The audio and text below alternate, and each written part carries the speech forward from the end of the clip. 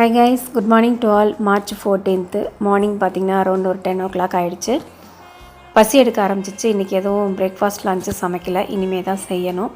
So காலையில் coffee மட்டும் போட்டு குடித்தோம். யாரெல்லாம் இண்டோர் பிளான்ட் வளர்த்துறீங்கன்னு சொல்லுங்கள். இந்த மணி பிளான்ட் வாங்கி 3-4 months ஆச்சு. இவ்வளோ தான் இவள் வளர்ந்துருக்கா. ஸோ இதுக்கு என்ன பண்ணலாம் அப்படிங்கிறது ஏதாவது டிப்ஸ் கொடுங்க. ஆனால் பட் வளர்றா. கொஞ்சம் பழத்தலைகளை வந்து கட் பண்ணி விட்டுட்டு டெய்லியும் அதுக்கு வாட்டர் கொடுத்துட்டு தான் இருக்கேன். ஏதாவது ஐடியா இருந்தால் சொல்லுங்கள். வாங்க கிச்சனுக்கு போகலாம், இன்றைக்கி எதாவது பிரேக்ஃபாஸ்ட் பண்ணலாம் அப்படின்ட்டு. போகும்போதே பொண்ணு வந்து ஸ்டார்ட் பண்ணிட்டாங்க.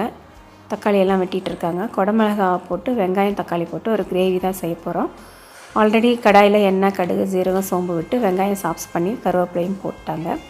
நான் 2 ஏலக்காய், 2 கிராம்பு, ஒரு பட்டை, கொஞ்சமாக ஜாதிக்காய் இதெல்லாமே இடித்து அதில் ஆட் பண்ணிவிட்டேன். அந்த ஸ்பைசஸ் எல்லாம் ஆட் பண்ணிவிட்டு மஞ்சத்தூள், மிளகாத்தூள், தனியாத்தூள், கொஞ்சமாக சாம்பார் தூள், இவ்வளோ தாங்க. தண்ணி எதுவும் சேர்த்தாமல் அந்த தக்காளியில் இருக்கிற அந்த தண்ணியோடு சேர்த்து நல்லா கிரேவி சூப்பராக வரும். இது அளவு 2 பேர் அப்படிங்கிறனால இது மாதிரி நாங்கள் ட்ரை பண்ணோம், வேறு எதுவும் செய்யலை. இது நீங்களும் செஞ்சு பாருங்கள், ரொம்பவே டேஸ்ட்டாக இருக்கும். நான் இவ்வளோ தான் இன்க்ரீடியன்ஸு இதை வச்சு தான் பண்ணினேன். ட்ரை பண்ணி பார்த்துட்டு சொல்லுங்கள். சப்பாத்திக்கு மாவு பிசைஞ்சு வச்சாச்சு. இனி மாவு திரட்டி சப்பாத்தி உருட்டணும். காஃபி மாத்திரம் போட்டு குடிச்சிருக்கோம். பாருங்கள் கிரேவி எவ்வளோ அழகாக நல்லா டேஸ்ட்டாக வந்திருக்கு. பார்க்கவே ரொம்ப அழகாக இருக்குல்ல, எம்மி.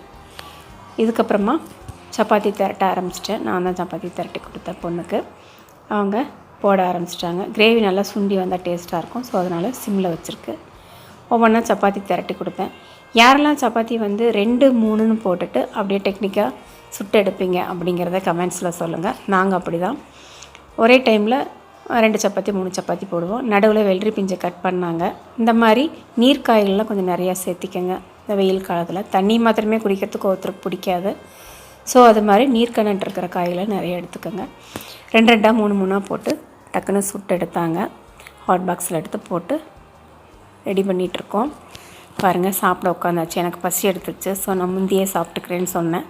ஓகேம்மா நீங்கள் சாப்பிடுங்க நாங்கள். ஸோ உட்காந்தாச்சு. பாருங்கள் சூப்பரான ஒரு குடமிளகா கிரேவி மாதிரி சப்பாத்தி. இது 2க்கும் காம்பினேஷனும் அவ்வளோ நல்லா இருந்துச்சு. வாங்க நீங்களும் சாப்பிடலாம். தொடர்ந்து விலாக்ஸ் வந்துட்ருக்கோம். நீங்களும் எனக்கு சப்போர்ட் பண்ணிகிட்ருக்கீங்க. நிறைய பேர் இன்னும் சப்ஸ்கிரைப் பண்ணாமல் பார்த்துட்ருக்கீங்க. ஸோ எனக்காக சப்ஸ்கிரைப் பண்ணிவிட்டு பாருங்கள். ஓகே ஃப்ரெண்ட்ஸ், இந்த வீடியோ கொஞ்சம் பெருசாக தான் இருக்கும்.